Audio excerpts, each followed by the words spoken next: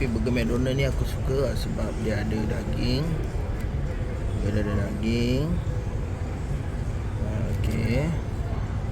Daging dengan telur. Telur mata lah. Biasa tu. Okey.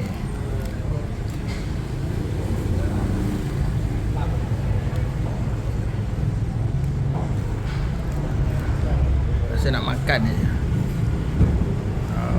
Sedap ni. Aku ada teringat seseorang ni. Ada. Ni.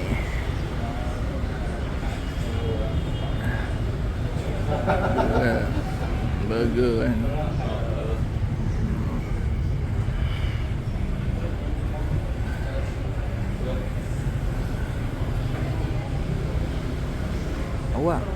Awak nak burger tak?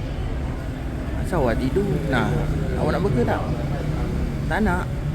Ruginya awak. Burger. Saya nak bagi awak burger, tapi awak dah tidur.